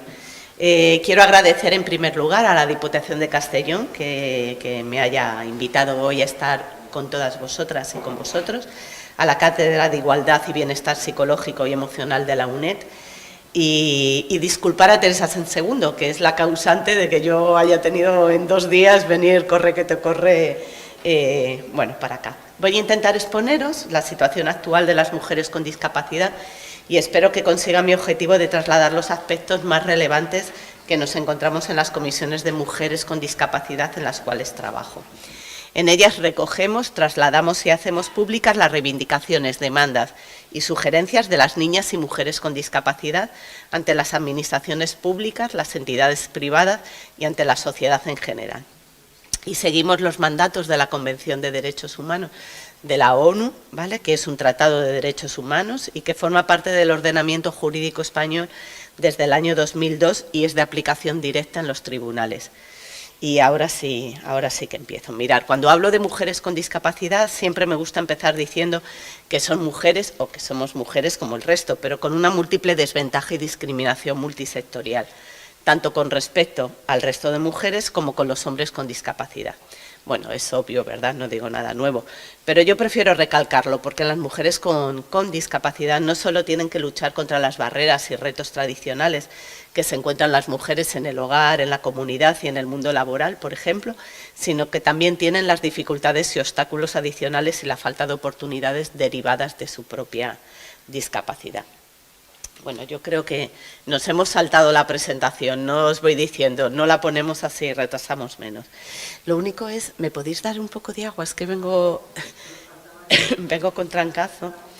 Bueno, por tanto, las mujeres con discapacidad tienen las mismas necesidades y anhelos que el resto de mujeres, pero que en determinados casos, para poderse satisfechas sus necesidades, requieren de apoyos. Sin estos recursos... Tápamela, porfa, que la voy cogiendo así, solo un poquito. La voy cogiendo cuando la necesite. Gracias. Por tanto, sin estos recursos, pues resulta muy complicado ejercer derechos fundamentales como el derecho a la autonomía, a la capacidad de decisión, a guiar su propia vida y a participar de forma efectiva en la sociedad. No hablamos de un colectivo reducido, puesto que el 60% de las personas con discapacidad son mujeres, ¿no? Los datos nos muestran que las mujeres con discapacidad tienen un mayor índice de analfabetismo, niveles educativos más bajos, menor actividad laboral y con puestos de trabajo de menor responsabilidad, mayor desprotección sociosanitaria, mayor pobreza, menor desarrollo personal y social, menor respeto social hacia sus derechos reproductivos, mayor riesgo de ser esterilizadas y mayor posibilidad de sufrir todo tipo de violencia. Todo esto se traduce que son mujeres que se deben de enfrentar a múltiples barreras que dificultan la consecución de objetivos de vida considerados como esenciales. Es por todo esto por lo que en la Convención de los Derechos de las Personas con Discapacidad de la ONU, las mujeres aparecen en mención particulares en varios de los artículos, ¿no? Yo me voy a parar en el artículo 6 por ser el específico de las mujeres y niñas con discapacidad. Este artículo no es un derecho en sí mismo, sino que aporta visibilidad, es decir, un reconocimiento de que las mujeres con discapacidad se enfrentan a una discriminación múltiple y sectorial. El objetivo de este artículo es que las mujeres y niñas con discapacidad puedan disfrutar y ejercer plenamente en igualdad de condiciones de todos los derechos humanos y libertades fundamentales. Por lo tanto, representa una base para que los Estados que han ratificado esta convención, como es el nuestro, como he dicho antes, se obliguen a respetar, a proteger y a cumplir los derechos de estas mujeres y niñas. Esta discriminación es interseccional, que en la diapositiva que debía de haber salido es así como muchas autopistas, ¿no?, para que vierais así los giros, ¿no? Pues esta discriminación es interseccional, que es un concepto que habla de que la existencia de varios ejes de desigualdad actúa como si fuesen avenidas en una gran ciudad, que transcurren de forma independiente, pero que colocadas entre esos ejes sufren la desigualdad de un modo único y cualitativamente diferente, imposible de ser analizado a partir de una simple suma de categorías. Porque si a ser mujer le añadimos una discapacidad y la falta, por ejemplo, de accesibilidad universal, las desigualdades y la falta de oportunidades se incrementan exponencialmente. Suelo empezar por la formación porque considero que es uno de los factores más importantes y que sin duda una buena formación ayudaría a una plena inclusión de la mujer a la sociedad. Los datos nos muestran que el índice de analfabetismo de las mujeres con discapacidad es muy superior al de los hombres, siendo un 1,6% para los hombres y un 5,2% para las mujeres. La educación es primordial porque sobre todo para luchar contra la exclusión social, la pobreza y la desigualdad. Está claro, según los datos, que esto se ve muy bien con las diapos, pero bueno, según los datos del Odismed, ¿no?, del 2020, pero que no me han dado tiempo a sacaros los datos del 2021, que son los más recientes, pero que varían muy poquito. Se dice que el salario medio bruto anual de la población sin discapacidad se fija en unos 24.000 euros. Os lo hago así en redondo porque se oyen mejor, ¿no?, las cifras. En el caso de las personas con discapacidad se reduce a unos 20.000 euros. Si se analiza la variable de género, se evidencia una clara discriminación salarial hacia la mujer. Los hombres con discapacidad tienen un salario medio bruto de 21.000 euros, mientras que el de las mujeres es aproximadamente de 18.000. Pero si encima ponemos variables como jóvenes con discapacidad, es de unos 12.500 euros, y si tienen discapacidad intelectual, entonces estas cantidades bajan a unos 11.500 euros. En relación con el empleo, pues la tasa de inactividad de las mujeres con discapacidad es del 76%, es decir, de las que ni tan siquiera buscan empleo, ¿no? Es obvio que ante una carencia de formación y cualificación, pues al final las mujeres con discapacidad tienen muchas menos posibilidades de formar parte del mercado de trabajo, optar a un empleo que les permita percibir ingresos y, consecuentemente, pues mejorar su situación social. Está claro que con una buena formación conseguiríamos una mejor inserción laboral y, en definitiva, una mejor participación en la sociedad. Pensar que las personas con discapacidad y sus familias son un 30% más pobres en igualdad de condiciones que una familia con los mismos ingresos, debido a todos los tratamientos y todos los recursos que tienen que pagar, ¿no?, que no cubre el Estado, ¿no?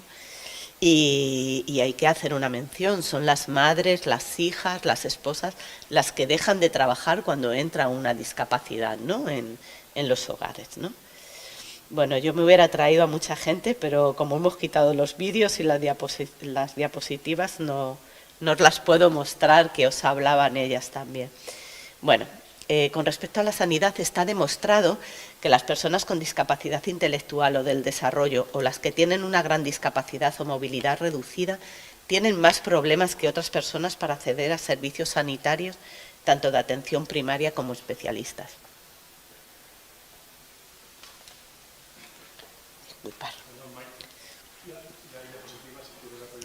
Bueno, como no las veo, yo ya, ¿sabe?, ya no digo nada, ¿sabe? Las mujeres en general viven un promedio de 5 años más que los hombres en España. Pero esto no quiere decir que su salud sea mejor, ¿no? Las mujeres cuidamos, pero nos olvidamos de nuestro autocuidado en bienestar de los nuestros. Y también es el caso de las mujeres con discapacidad. Tener una discapacidad anterior significa sufrir un envejecimiento precoz con respecto a aquellas personas o mujeres que no tienen discapacidad, por lo cual siempre tendrán una salud más deteriorada y en edades más tempranas. Y esto es notorio, pues, en discapacidades intelectuales, psicosociales o en lesiones medulares, como por ejemplo es la mía, ¿no?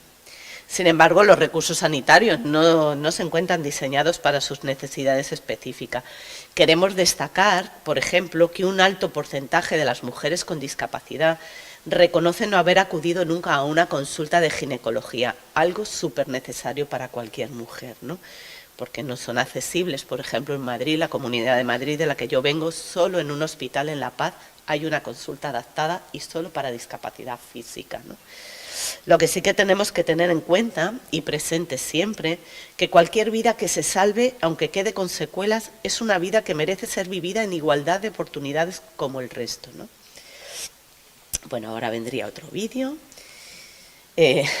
Quizás la expresión más clara de esa imagen negativa que se tiene de la mujer con discapacidad se da en el ámbito de sus derechos reproductivos.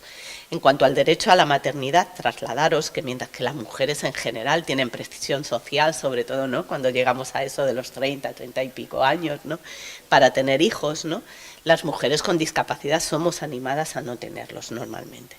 Mirar, cuando una mujer con discapacidad decide quedarse embarazada, todo lo que se encuentran son caras de asombro, empezando por la de médico y continuando por las de su entorno, y lo habitual es que intenten quitarle la idea de la cabeza. Bueno, ¿cómo será que ni Google nos considera que podamos ser madres? Porque cuando pones madre, maternidad y al tal, siempre es una madre con algún niño o niña con discapacidad lo que te sale en las referencias, ¿no? Yo cuando me decidí a ser madre pedí hora con un ginecólogo, que lo primero que me dijo al verme es, ¿pero viene usted sola? Dije, pues cuando le diga lo que vengo, ¿no? Bueno, después de decirle que podía acudir sola, ¿no?, porque venía con el coche y esas cosas, ¿no?, le comento mi deseo de ser madre y lo primero que me pregunta es, ¿pero tiene usted pareja? Bueno, os podéis imaginar la cara de sorpresa, que le tuve que recordar que con los bancos de donantes hoy las mujeres no necesitábamos tener pareja, ¿no? La discapacidad implica otra manera de hacer las cosas, pero somos nosotras las que tenemos la última palabra. El principal problema que nos encontramos cuando una mujer con discapacidad quiere adoptar es obtener el certificado de idoneidad. Se la examina mucho más que a cualquier mujer sin discapacidad, pues porque parece que no va a poder cumplir con esos roles, ¿no?, que nos ha establecido la sociedad, ¿no? Yo al final me decidí por la adopción internacional. Recuerdo que cuando nos reunieron para decirnos que, bueno, que habían emitido el certificado de idoneidad favorable a nosotros porque tenía un marido estupendo, a lo cual les respondí que me acababan de hacer un flaco favor, ¿no? Y como me había tenido que tragar muchas durante todo el estudio, pues en ese momento ya no me callé mucho más, ¿no? O sea, que podía adoptar no porque fuera una buena madre, o porque ellos hubieran podido considerar, ¿no?, que yo tenía muchas capacidades, sino porque tenía un marido estupendo, imaginaros, ¿no? Fijaros, me gustaría que reflexionarais sobre lo siguiente. Voy súper rápido porque os quiero contar todo, ¿eh? Las mujeres con discapacidad intelectual cuidan a sus padres y a sus sobrinos y a sus familiares durante toda su vida, pero se les niega el ser madres y se les retira la custodia incluso en los hospitales. Conozco muchas mujeres con discapacidad intelectual que dicen vivir angustiadas cuando se les cae su hijo en el parque y se les hace algo, les tienen que llevar más veces al médico de lo que a lo mejor el médico considera que es lo normal, ¿no? Pues por si acaso les pueden retirar la custodia, ¿no? Bueno, ahora venía otro vídeo para que escucharais a Conchi, pero me lo paso. Mirad, la esterilización forzosa y el aborto coercitivo siguen practicándose en el caso de las mujeres y niñas con discapacidad, sobre todo en el caso de las mujeres y niñas con discapacidad intelectual o psicosocial, ¿no? Seguro, bueno, hemos hecho una campaña, se ha podido quitar el artículo 156 del Código Penal, que era el que lo permitía, pero bueno, entendemos que siempre habrá gente por la puerta de atrás que lo sigan haciendo, ¿no? Pero la esterilización forzosa y el aborto coercitivo son tan solo dos ejemplos de las violaciones más flagrantes de los derechos humanos sufridas por las mujeres con discapacidad. Sobre todo porque esa esterilización se hace simplemente para que esa mujer no se quede embarazada. Y hoy en día creo que, bueno, que tenemos muchos más métodos que no son tan agresivos, ¿no? Se dice que bueno, es lo que os estaba contando, es que me voy saltando cosas, ¿sabes? Para una mujer, ¿no?, que, bueno, que está esterilizada, es una mujer con un grave riesgo de sufrir violaciones ante la imposibilidad de quedarse embarazada, ¿no? En las relaciones de pareja, pues hay que hacer un esfuerzo enorme, ¿no?, para adaptarse a una discapacidad cuando ésta es sobrevenida, y hay muchos más divorcios en parejas donde a la mujer es a la que le ha sobrevenido la discapacidad, ¿no? Me voy saltando cosas porque quería llegar, bueno. Deciros que, bueno, esto porque es... Deciros que yo siempre he sido la que he dedicado más tiempo al cuidado de mi hija, que he compaginado siempre muy bien con mi activismo social.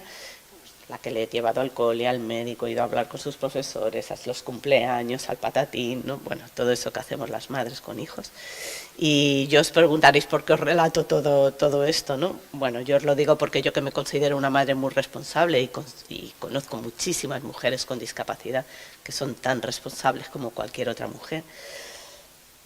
Si el día de ayer mi relación se hubiera roto, lo más probable es que la custodia legal hubiera ido para mi pareja, debido a esa percepción, ¿no?, que la sociedad tiene de las mujeres con discapacidad, ¿no? Mirad, la soledad no deseada es una de las lacras de las sociedades llamadas a sí mismas avanzadas. Según estudios sociológicos, más de un 20% de las personas con discapacidad viven solas.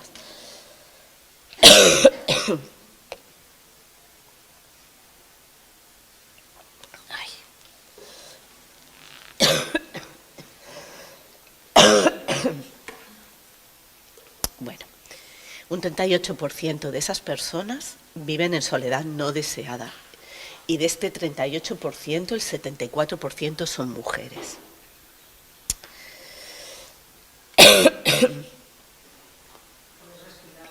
Sí, es que veo que no llego.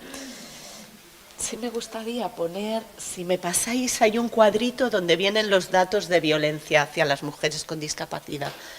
No sé si lo tenéis. Vale, bueno, pues aquí. Bueno. Iba bien hasta ahora, yo me temía esto. Bueno, dicho todo lo anterior, se ha constatado que la confluencia de factores como el género y la discapacidad convierte a las mujeres... No, voy bien, con el agua voy bien, gracias. A las mujeres con discapacidad en una población con grave riesgo de sufrir algún tipo de maltrato. Mirad, sé que los datos aburren, pero considero muy necesario que los conozcáis. Según la macroencuesta española del 2019, más de 1 de cada 3 mujeres con discapacidad, casi el 40%, asegura que ha sufrido o sufre algún tipo de violencia psicológica. Casi el 15% de las mujeres con discapacidad refiere haber recibido violencia sexual por parte de su pareja, frente al casi 9% de las mujeres si no tenían algún tipo de discapacidad.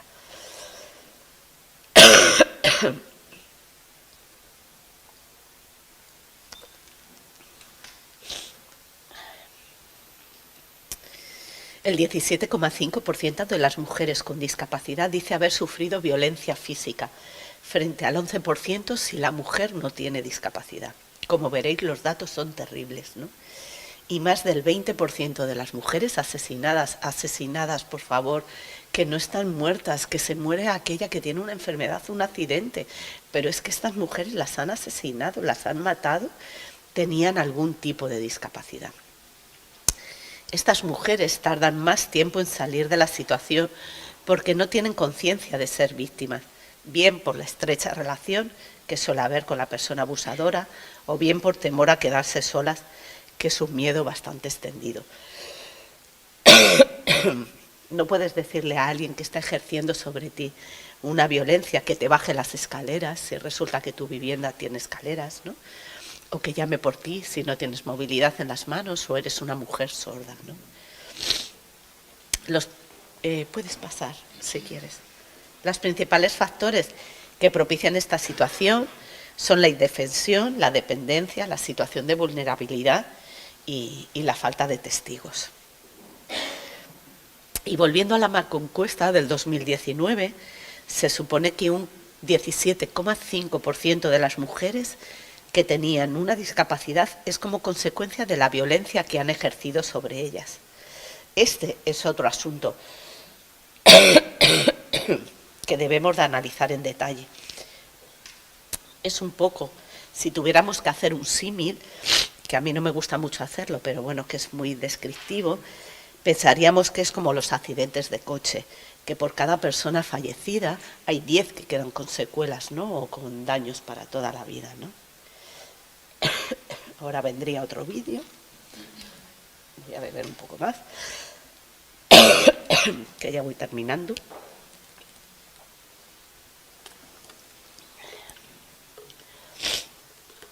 Bueno, Estamos reclamando la plena accesibilidad de los recursos y protocolos de atención a las víctimas de violencia machista para que las mujeres con discapacidad no se queden atrás y puedan acceder a ellos y que puedan recibir asistencia para las tareas básicas de la vida diaria también por parte del personal formado en las casas de acogida o otros recursos de emergencia que hoy en día no se recibe.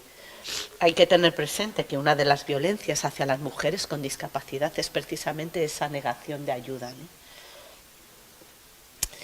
Me gustaría hacer una mención a nuestras mujeres mayores. El 73% de las personas que están institucionalizadas son mujeres. Cuando las mujeres mayores tienen una discapacidad o la tienen con anterioridad, tienen más riesgo de que las personas que dicen que la quieren la incapaciten y la institucionalicen involuntariamente. Hemos hablado con muchas mujeres mayores institucionalizadas que nos han contado vivencias durante el confinamiento que nos han puesto en alerta de un problema muy grave. Y es que una mujer con discapacidad, con movilidad reducida y con problemas de comunicación es una mujer con un riesgo grave de ver recortados sus derechos sociales. Bueno, dicho ya todo esto, hay dos factores fundamentales. Sí, me quedan 5 minutos. Yo creo que esto va a ser el tráiler de lo que nos tenía que haber contado. Bueno, además es que la ponencia lleva muchísimos vídeos y mucha gente que os cuenta sus experiencias, tanto mujeres que han tenido... Otra vez para que sea Entonces, la ponencia completa. Es lo que hay, ¿sabes? Hay que empoderar a las mujeres y niñas con discapacidad, hay que contar con asistencia personal, porque cuando esa ayuda se da por parte de las familias, hay graves crisis familiares, ¿vale? Y además lo dice la medida 194 del Pacto de Estado, del último Pacto de Estado, que hay que implementar la asistencia personal suficiente para poder ayudar a las víctimas de violencia de género con discapacidad.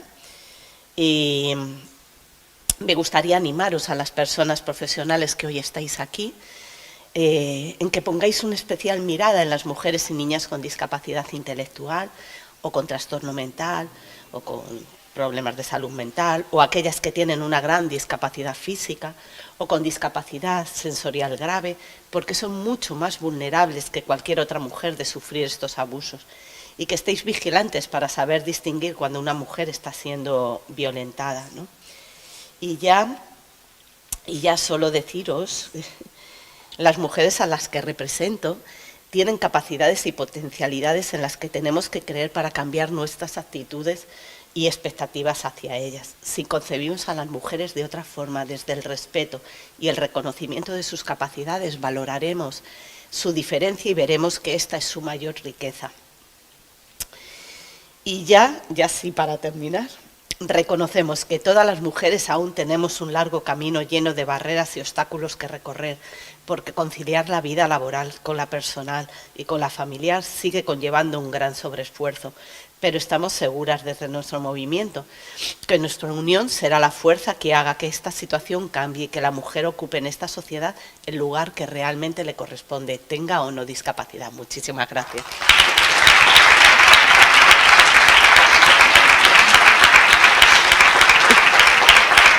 Muchísimas gracias. Nada, a vosotros. Por el esfuerzo enorme de venir. Buen viaje. Nada. Un placer, de verdad. Un placer. Y prometo que si me invitan otra vez, vamos, me quedo a dormir tranquilamente. Muchas gracias. Hasta luego. Tener buen día.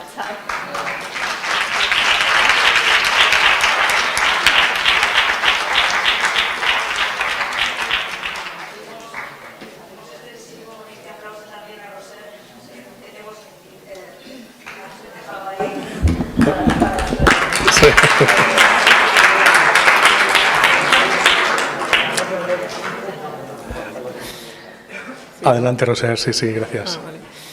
Nada, yo lo mío sí que va a ser breve.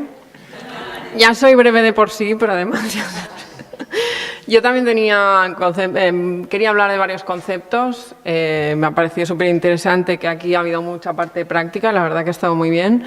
Y tenía también en mente el concepto de interseccionalidad, que ya se estaba hablando también con la anterior ponente, de que evidentemente mujer, violencia de género, discapacidad, todo eso va sumando y que evidentemente eso pues tiene el peligro también de ser la parte de sesgo que tiene, que es de, como ha dicho la compañera también, de no tener en cuenta que es una persona el concepto, no solamente la parte de discapacidad únicamente, ¿no?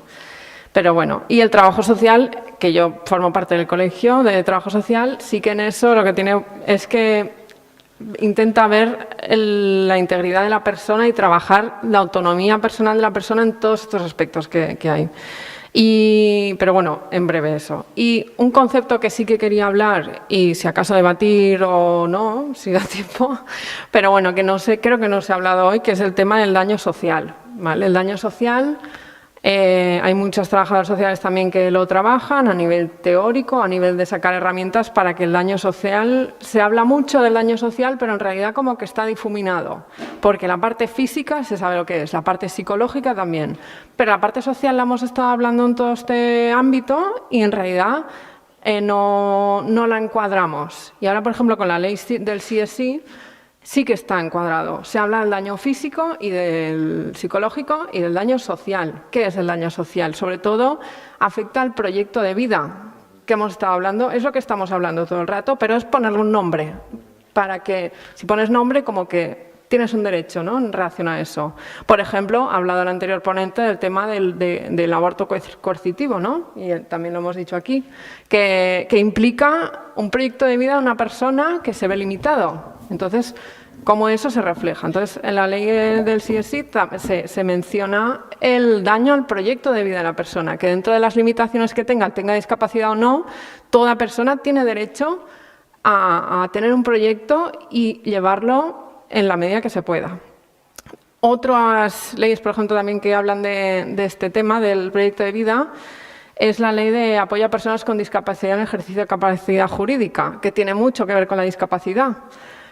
Lo que implica es darle a la persona posibilidades de tener apoyos para desarrollar dicho proyecto de vida también, que no directamente se tome como discapacitada persona que ya se tiene que limitar sus derechos o su proyecto de vida, y no es así, ¿de acuerdo?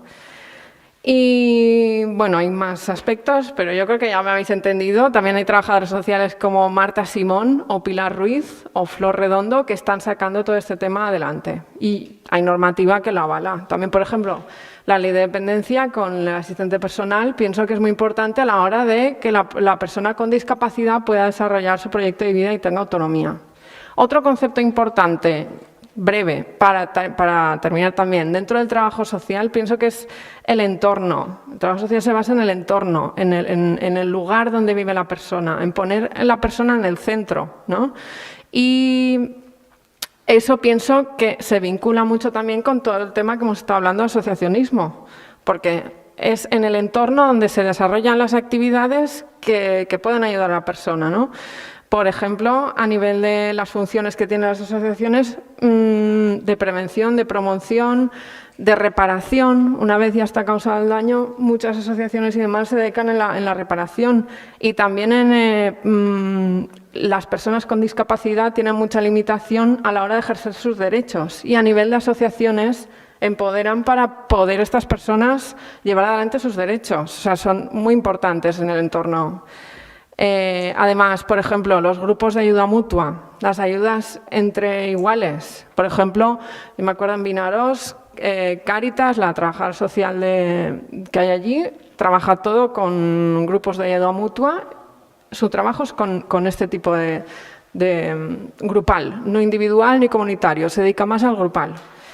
Y bueno, también otra parte que no hablamos, pero es la responsabilización de la ciudadanía. No solamente tiene que caer sobre las personas con discapacidad. Pienso que también es la ciudadanía la que tiene que visibilizar toda esta situación. Y a nivel asociativo, la verdad que yo creo que son los que llevan el peso para desarrollar estas actividades y de reivindicación y de denuncia de todos estos hechos. Y bueno, ya no sé. Yo me gustaría abrir el turno para ver si alguien quiere hacer alguna aportación, todo lo que hemos comentado. Sí.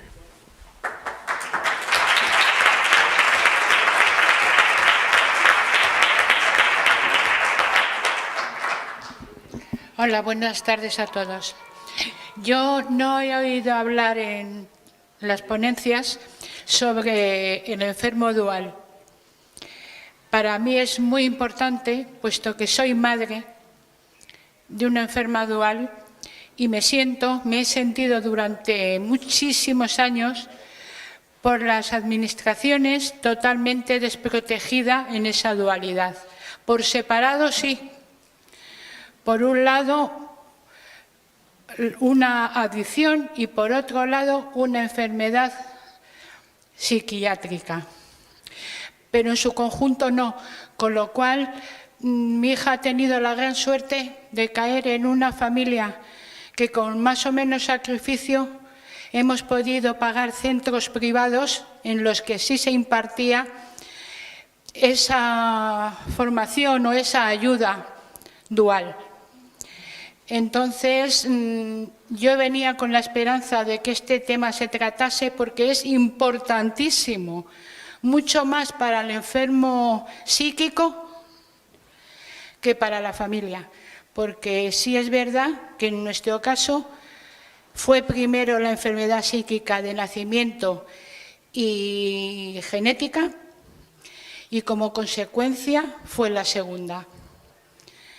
Y entonces, pues eso quería poner de manifiesto, que no he oído que se hablara en este aspecto y somos muchísimos miles de familias que tenemos este tema. Nada más, gracias.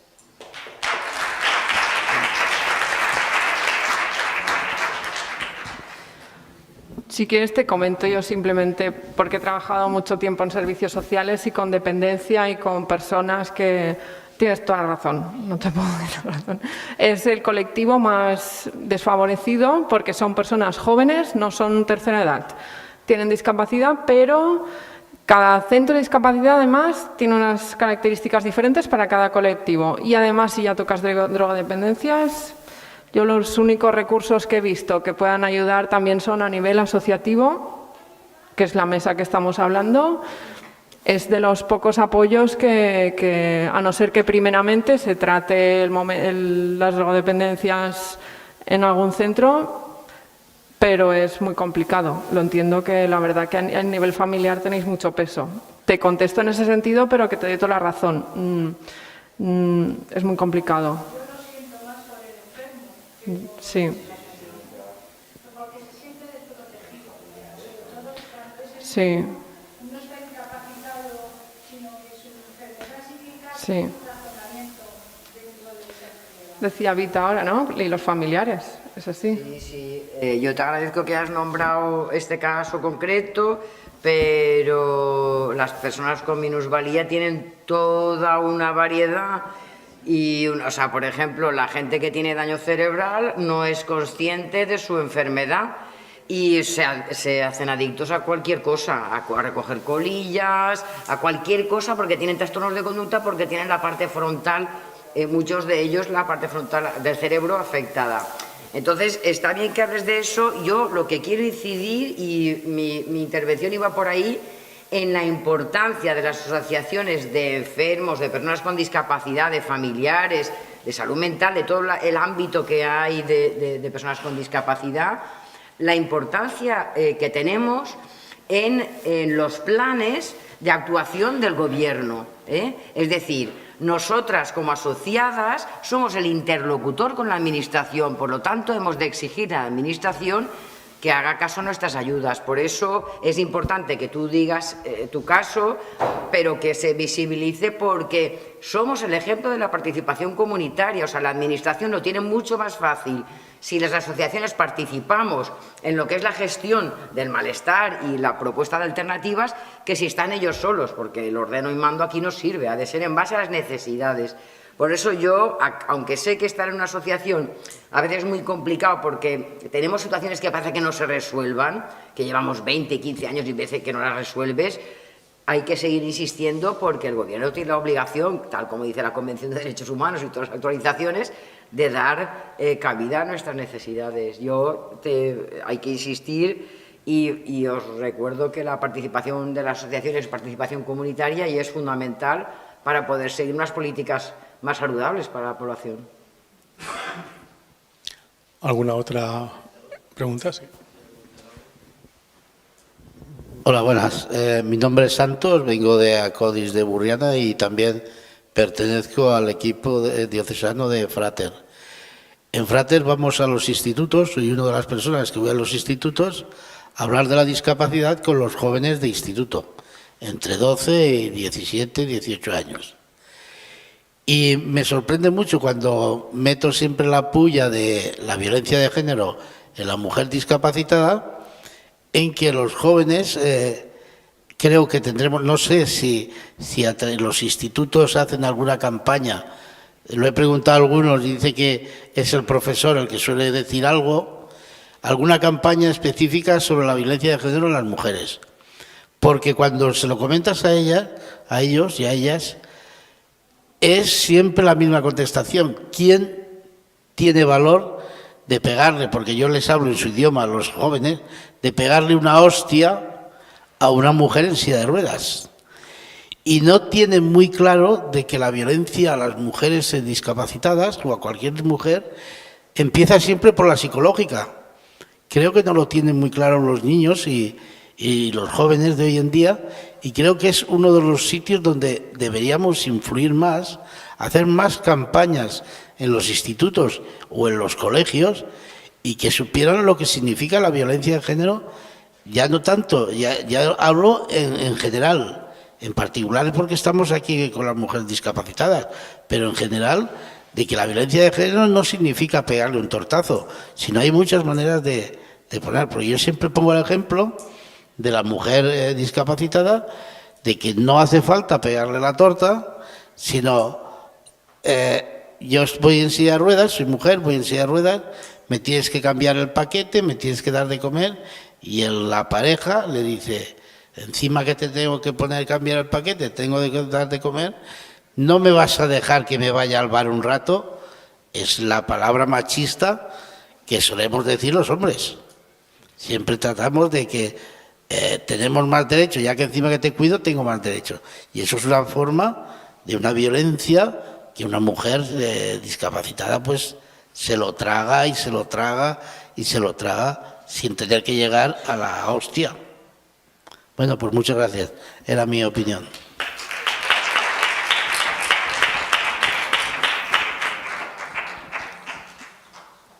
¿Alguna otra persona quiere hacer algún comentario o pregunta? O alguno de los miembros de la mesa, si queréis comentar algo adicional. Bueno, lo que ha dicho Santos, que yo creo que sí que hace falta mucha educación. El otro día me dieron una cifra, no sé si es correcta o no, pero bueno, yo la comento aquí, que las personas entre 18 y 45 años, el 15% entendía que el pegar una torta o no lo consideraba violencia de género. Entonces eso es preocupante y creo que sobre todo la educación pues es necesaria. Es verdad que somos unas cuantas asociaciones, pero no llegamos a todos. Nosotros nos invitan a hacer campañas de sensibilización, pero no llegas a todos los sitios por falta de recursos y de tiempo. Respecto a lo que ha dicho antes sobre la discapacidad dual, ¿no? Me preocupa que tenga que ir a una clínica privada y que no sea pública, pero es que estamos siempre en lo mismo, ¿no? Falta de recursos. A veces parece que estamos pidiendo, pero al final estamos sustituyendo algo que realmente lo debería de dar la administración. No es más. Creo que si se dispone de recursos al final se llega a más gente y si se llega a más gente al final se pueden dar soluciones, pero sobre todo la educación es básica porque al final tenemos un problema de educación. Yo fui a un taller de masculinidades y me enseñaron muchas cosas que crees que las ves como normales y cuando te las explican te das cuenta de que palabras, gestos, ¿no? Eres hombre, no llores. Bueno, aunque yo lloro mucho, yo no me he preocupado, soy una persona que me considero sensible y no tengo problemas a la hora de llorar, pero es verdad que esa frase es un claro ejemplo, ¿no? De lo que nos educan desde pequeños. Eres chico, no puedes llorar. Y si juegas con muñecas, no puedes jugar con muñecas, ¿no? Y eso aún existe, ¿no? Pues entonces al final creo que la educación es básica.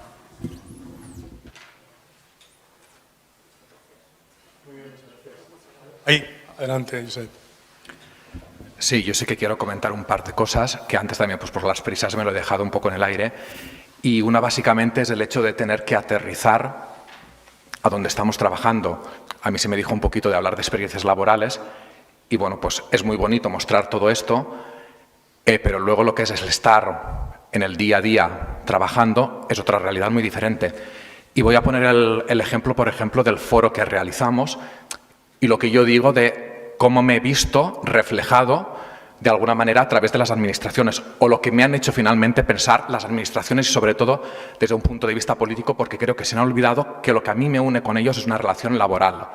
Una relación laboral evidentemente particular, ¿vale? Porque nosotros los hemos elegido a través de los mecanismos que existen hoy en día, pero no deja de ser una relación laboral y posiblemente muchísimas veces se olvidan de que tienen un sueldo, unos horarios y también unas obligaciones que yo también tengo.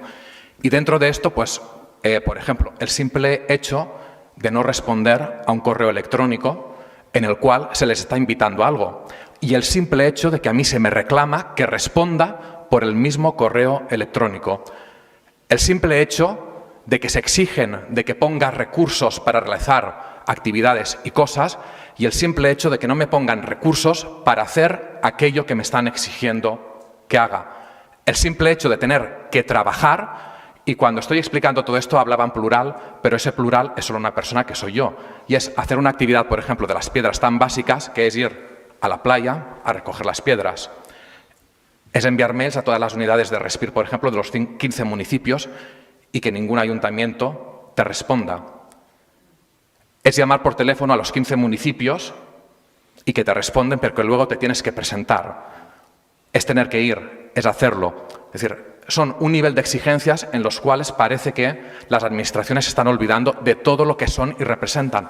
Por ejemplo, también con lo que se ha dicho de las enfermedades duales. Parece que se olvidan de lo que hay aquí detrás. Es una relación laboral en que si alguien finalmente está incumpliendo son ellos. Y en este caso yo me he encontrado pues, con una relación laboral a nivel de municipios que no han estado, de 15 municipios simplemente 6 han querido colaborar económicamente cuando se exigían un tipo de cosas, pero hablo también de la Diputación, a pesar de que Ana me llamó por teléfono, es decir, no la incluyo a ella, pero sí que a otras instancias de la Diputación pasó exactamente lo mismo, o pasó con la Generalitat. Y también con casos curiosos que se nos dice, ya que estáis trabajando, y la realidad de los municipios rurales en los cuales solo hay vida muchísimas veces los fines de semana, tenéis que trabajar en fines de semana. Cuando yo he tenido respuestas de gente que no puedo asistir como ponente, no puedo estar porque yo no trabajo los sábados, cuando tú en mi contrato de trabajo me has dicho que trabaje los sábados.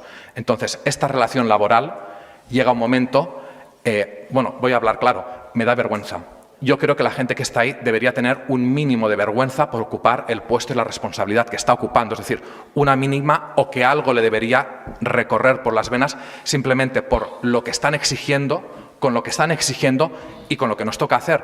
Y sobre todo porque si estamos hablando de una cátedra de bienestar psicológico y emocional, el bienestar psicológico y emocional también se ve en cierta manera en esto, es decir, yo no quiero una palmadita en la espalda en el trabajo me la dan continuamente, sino lo que quiero es unas facilidades para que eso que se me está exigiendo en el terreno se pueda llevar a cabo y no se puede llevar a cabo. Y que sí que repercute justamente en lo que es el bienestar psicológico y emocional de aquellas personas, mujeres con discapacidad, mujeres que están en el ámbito rural. Y voy a poner muchísimos ejemplos. Por ejemplo, con los temas de la dependencia, los temas de la soledad, las soledades múltiples. Se pueden hacer muchísimas investigaciones y no se habla de las soledades, por ejemplo, de las mujeres que están más enfocadas con lo afectivo con respecto a los hombres.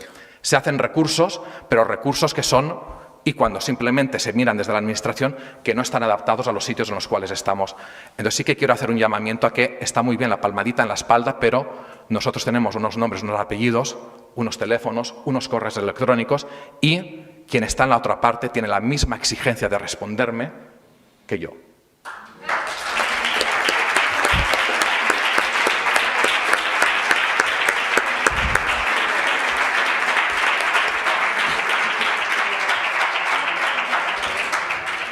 Comparto todas las palabras que has dicho. Si me escribes a mí, yo te aseguro que te contesto incluso el domingo. Yo contesto en cualquier momento. Y desde la cátedra podemos empezar a tratar el resto desde hoy. A título particular, te diré que comenzamos mañana con hemos empezado ayer a reclutar personas mayores para hacer un estudio sobre la soledad y el impacto de la soledad en la emoción, en la función cognitiva y en la salud de las personas. Estamos arrancando. La cátedra se ha firmado en septiembre. Y ayer hemos empezado ya a reclutar, ya tenemos psicólogas para hacer la neuroevaluación y mañana voy a hacer también una charla en Villarreal para reclutar y nuestra idea es trabajar en distintas poblaciones y lugares para hacer este estudio. Arrancamos poco a poco porque no damos ahora mismo para más, pero yo tomo la palabra y adelante porque seguiremos investigando y trabajando en esto. Y en la parte que nos toca de la cátedra, tienes mi compromiso aquí en público y grabado de que en lo que yo pueda colaboraré para que esto sea así, en lo que yo pueda. Hay cosas que no están en mi mano. Una cosa, ¿puedo decir? Sí, sí, sí. Hay un tema que también no hemos hablado, que es el coste económico de la violencia machista, ¿vale? Sobre todo en las personas con minusvalía. Nadie ha calculado, ni en el informe de la macroencuesta se habla de esa situación y es carísimo. O sea, calcular cuántos días de estancia hospitalaria requiere la violencia de las mujeres que han sido agredidas, cuántos asesinatos, cuántos niños que han quedado huérfanos y que pasan a ser tutelados por el Estado cada año. O sea, que eso tiene un coste que es invisible y que hay que visibilizarlo para que los hombres se hagan cargo también de esta situación, ¿no? Solo eso, gracias. ¿Alguna otra intervención o pregunta? Estamos ya más o menos en hora, son las 2. Si quieres, unas conclusiones de Ana a la portal.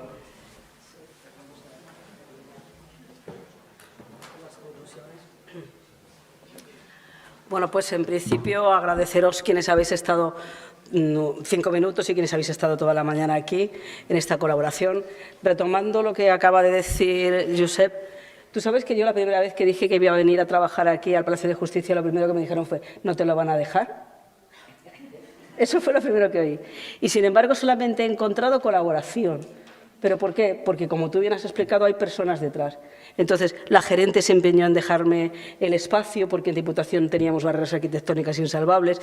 Me acerqué a la nueva oficina de víctimas de denuncia y tal. Y la colaboración fue exquisita desde el minuto 1 y de hecho estamos aquí. Por eso mismo que tú has dicho, porque son las personas que están detrás las que esto lo facilitan o no. De ahí es donde nació en Diputación esta idea de trabajar con la Cátedra UNED en la igualdad y el bienestar emocional. Por todo lo que habéis dicho, a lo largo del mes de noviembre hemos estado trabajando en la zona del sports para hilar aquellos municipios que ya tienen planes contra la violencia de género, que se vayan conociendo las prácticas unos a otros para tejer esa red de municipios. Hemos trabajado también, siempre en colaboración con la Cátedra UNED, con las mujeres mayores. Para eso estuvimos en el centro asociado de la UNED, porque son también otras de estas que no vemos, y más en el ámbito rural. Estuvimos en Acudim, el día del diluvio, llovía y llovía en Villarreal, aquello era para ir en góndola. Bueno, pues la gente acudió con sus sillas de ruedas, allí estuvimos trabajando. Por lo que ha dicho el compañero de Frater, hemos trabajado en Diputación con los institutos de la provincia entre los 14 años y los 18, es decir, tercero o cuarto de la ESO, bachilleratos y ciclos formativos, para que reflexionen sobre cómo están viviendo, porque reciben mensajes muy cruzados, como ya se ha dicho aquí, como ha dicho Gemma. Hemos colaborado con Save the Children para que nos explicaran su informe. Y el día 25 estuvo el responsable de la Comunidad Valenciana en Diputación de Castellón para explicar en vivo y en directo a estos chicos y chicas de los institutos lo que es la desinformación respecto a lo que es educación sexual y pornografía. Que la gente dice, bueno, pero ¿y esto qué tiene que ver con la violencia de género? Pues tiene que ver todo, tiene que ver todo. Y así hemos llegado a esta última jornada. Y solamente agradecer la colaboración de todas las personas que estáis aquí, que algunas trabajáis y hacéis atenciones directas continuamente, otras lo que hacemos son derivaciones, otras lo que queremos es llegar al territorio disperso. Y recogiendo las palabras de Emilia Caballero, que fue abogada hasta jubilada, fundadora de Temis y tal, hace poco en las redes sociales dejó una frase que a mí me gustó, ¿no? Un párrafo que dice: estoy un poco cansada de escuchar de un tiempo a esta parte que las mujeres sufrimos diferentes violencias. Las mujeres sufrimos una violencia estructural que nos mantiene subordinadas a los hombres.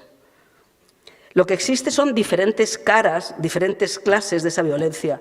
Violencia simbólica, laboral, obstétrica, económica, sexual, psicológica, física. Hoy hemos abordado aquí solamente un pequeño segmento. Y lo que quiero añadir es que, así como decimos que esa violencia estructural nos mantiene subordinadas a los hombres, yo estoy convencida de que los hombres son la otra parte de la solución.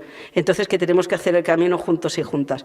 Nada más, disculpo que Patricia Puerta, la vicepresidenta, no se haya podido quedar hasta el final. No sé si desde la cátedra una vez queréis añadir algo y por lo demás, pues agradeceros la asistencia. Sabéis que toda esta jornada se queda grabada, que vais a poder disponer de ella por si conocéis a alguien que pueda tener interés en alguna de las ponencias o en seguirlas todas.